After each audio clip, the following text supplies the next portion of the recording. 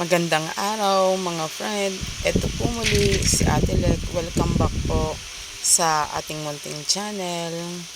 Tara po, magluluto po tayo. Ang ating kawali po ay may laman na pong tubig.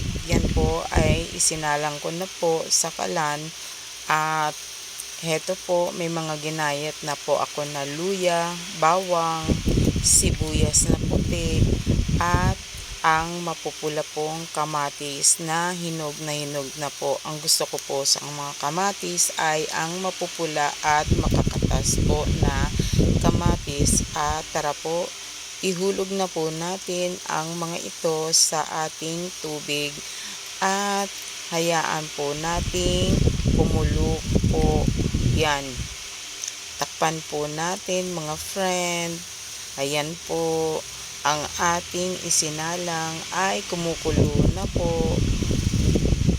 Hayaan po natin kumulo. At heto po mga friend, tingnan po natin, buksan po natin ang ating nakasalang at pisat-pisatin po natin ang ating mga kamatis upang ang katas po at ang lasa po niya ay lumabas po. Para masarap po na ang kamatis po, ang kanyang lasa ay lumalabas at yan po ay sumasama po sa sabaw. Masarap po ang sabaw kapag talagang ang kamatis ay lumabas po ang kanyang lasa. Ihulog na po natin ang sitaw, kalabasa. Yan po, pagsamahin na po natin ang mga yan. Ang luto na ito ay wala pong mantika. Hindi ko po sila iginisa. Yan, pakuluan po natin at tingnan na rin po natin muli ang ating mga gulay, lalo na po ang ating kalabasa kung ito po ay luto na. Halu-haluin po natin. Sa pagluluto po ay mahalaga po ang paghahalo para po ito po ay sumarap. Kasi po na lumalabas po ang kanyang lasa. Ihulog na rin po natin ang ampalaya at ang talong. Hayaan po natin na yan ay kumulo po at ayan po, check po natin kung ang mga gulay po natin ay luto na po. Ayan. Hayaan po natin kumulo at meron kami po dito na leftover na bangus.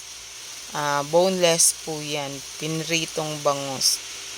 Yan po ang ating panahog at lagyan na rin po natin ng isang berdeng sili. Yan po, pero pwede nyo naman pong dagdagan ang sili kung kayo po ay mahilig sa maanghang. Ako po ay hindi mahilig kaya sapat na rin po sa akin ang isa lang na sili. At lagyan na rin po natin ng pampalasa, ang asin. Ayan po. Iayon nyo po ang alat ayon po sa inyong panlasa. Kasi hindi naman po tayo para-pareho ng antas ng ating panlasa. Ngayon kung meron pa po kayong alam na ibang pampalasa ay pwede nyo rin pong lagyan ito. Kasi ako po ay asin na lang po ang ginagamit ko na pampalasa po. Ayan po. Mukhang masarap na po ang ating niluluto. Yan, sapat na po sa akin ang timpla. Ngayon, kung kulang pa po ay kayo na po ang bahala na mag-adjust. Lumalasa na po ang ating prito na bangus. Yan po. Masarap po ang gulay na ito. Hindi lang po masarap at masustansya pa po. Ayan. Kailangan po natin ang gulay sa ating katawan. At hindi pa huli ay idagdag po natin ang masustansyang dahon, ang malunggay. Ayan po. Hinuli ko pong ilagay ang malunggay sapagkat madali lang naman po maluto ang dahon ng malunggay mga friend. Ayan. 'Di ba masarap po at masustansya ang ulam po natin sa araw na ito. Ayan.